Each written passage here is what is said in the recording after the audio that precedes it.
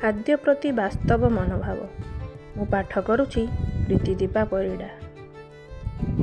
ଖାଦ୍ୟ ପ୍ରତି ଆମର ଉଚିତ ମନୋଭାବ ହେଲା ନିୟମିତ ସମତା। ଖାଦ୍ୟ ହେଉଛି ଶରୀରର ପ୍ରତିପୋଷଣ ପାଇଁ ଏବଂ ବ୍ୟକ୍ତି ତାହା ଯଥେଷ୍ଟ ପରିମାଣରେ ଗ୍ରହଣ କରିବା ଦରକାର। ଯେତିକି ଶରୀର ଦରକାର କରେ, ଯଦି ବ୍ୟକ୍ତି ତାଠାରୁ କମ୍ ପରିମାଣରେ ଖାଏ, ତେବେ ଶରୀରଟି ଖାଦ୍ୟର ଆବଶ୍ୟକତା ଅନୁଭବ କରିଥାଏ ଏବଂ ଖାଦ୍ୟ ପାଇଁ ଲାଳାୟିତ ହୁଏ। ଯଦି ବ୍ୟକ୍ତି ଅଧିକ ଖାଦ୍ୟ ଖାଏ, ତେବେ ତାହା ପ୍ରାଣିକ ସତ୍ତାକୁ ପ୍ରଶ୍ରୟ ଦିଏ। କୌଣସି ନିର୍ଦ୍ଦିଷ୍ଟ ଖାଦ୍ୟ ପ୍ରତି ଜିହ୍ବାର ରୁଚି ସମ୍ବନ୍ଧେ କହିବାକୁ ଗଲେ, ମନ ଓ ପ୍ରାଣର ପ୍ରକୃତି ନିମ୍ନୋକ୍ତ ପ୍ରକାରେ ହେବା ଉଚିତ।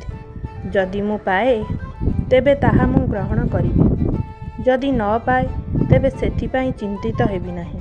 ଖାଦ୍ୟ ସମ୍ବନ୍ଧେ ବ୍ୟକ୍ତି ଅଧିକ ଭାବନା ରଖିବା ଉଚିତ ନୁହେଁ। ଖାଦ୍ୟ ପ୍ରତି ଆସକ୍ତ ହେବା କିମ୍ବା ଅଯଥା ଭାବରେ ଦମନ କରିବା ମଧ୍ୟ ଉଚିତ ନୁହେଁ। ଏହି ମନୋଭାବ ହିଁ ସର୍ବୋତ୍ତମ। ଖାଦ୍ୟ ସମ୍ବନ୍ଧୀୟ ଚିନ୍ତାରେ ତୁମ ମନଟିକୁ ବିବ୍ରତ କର ନାହିଁ। ଉପଯୁକ୍ତ ପରିମାଣରେ, ଅତ୍ୟନ୍ତ ବେଶୀ ନୁହେଁ ବା ଅତ୍ୟନ୍ତ କମ୍ ନୁହେଁ। ଲୋଲୁପତା ବା ବିତୃଷ୍ଣା ଭାବ ବିନା ଗ୍ରହଣ କର।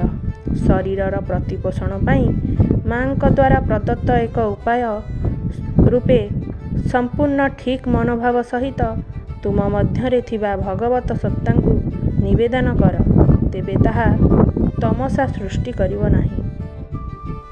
ଶ୍ରୀ ଅରବିନ୍ଦ।